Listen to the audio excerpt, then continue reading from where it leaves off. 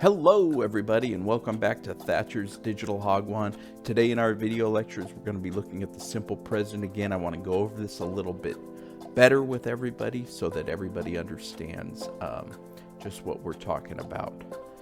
So we're going to start off with the auxiliary verbs and the structure. So we use the auxiliary verb do for personal pronouns in questions and negatives for the pronouns I, you, we, and they. And then does is used for the personal pronouns in questions and negatives for he, she, and it. So I put together this table for you. So we have the first person singular up here, I, affirmative, want an ice cream. And then to make that a negative, we use the auxiliary verb, I don't or do not want an ice cream. And then we could make a question or an interrogative by moving that auxiliary verb before the subject, and then do I want an ice cream.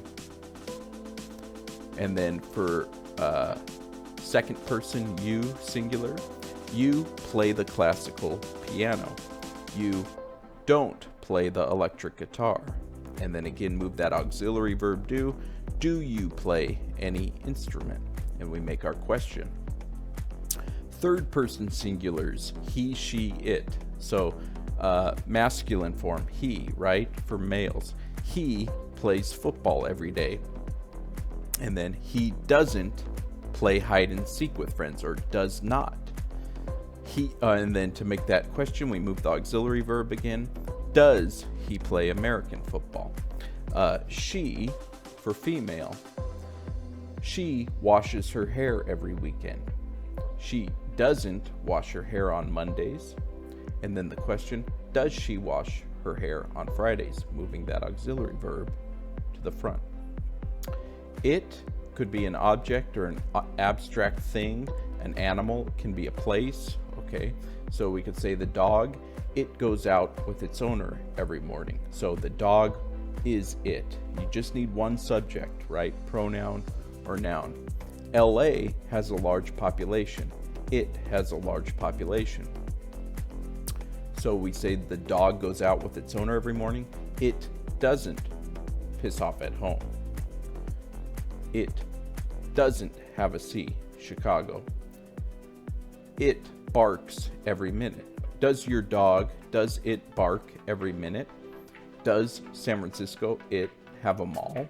Okay, but with it, you can't use it in the first subject without talking about what it is. The person you're speaking to needs to know what it is. It is too abstract. It could be anything, right?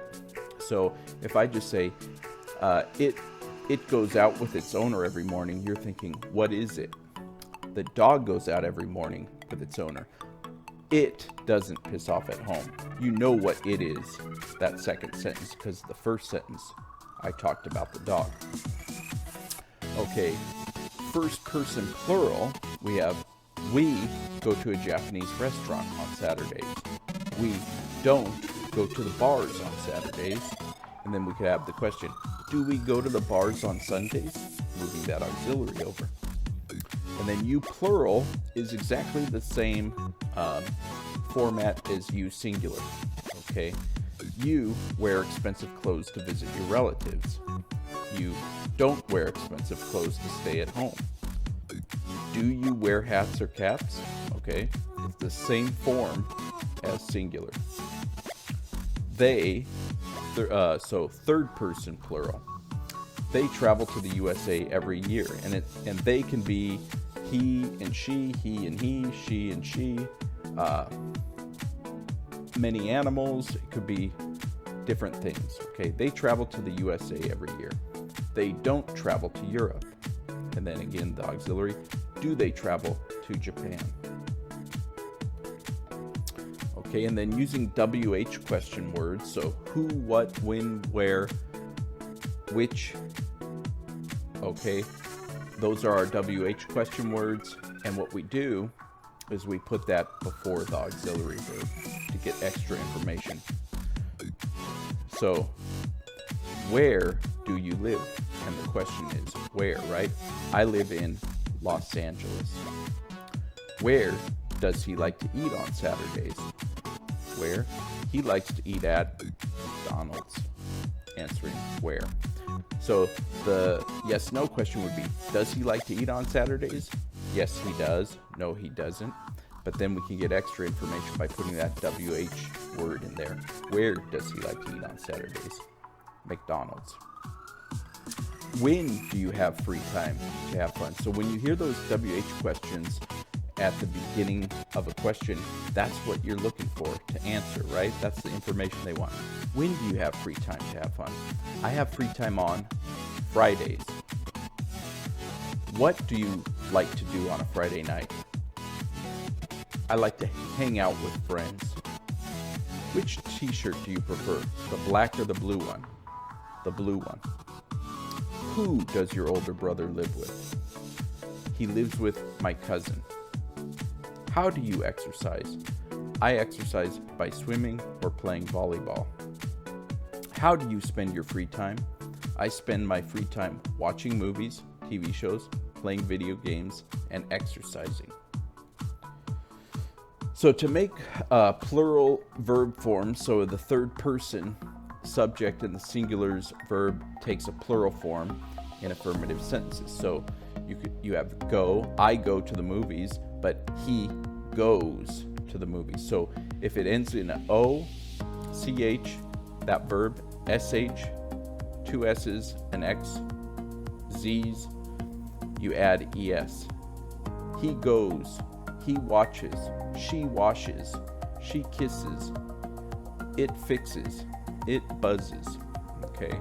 And then if you have a verb that ends in a consonant, Y, consonant Y, consonant Y, consonant Y, consonant Y, you drop the Y and add IES. So try becomes TRIES, tries.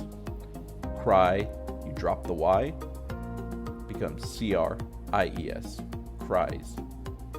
And then if you have a verb that has a vowel Y, so we have AY, AY, OY, OY, you just add an S.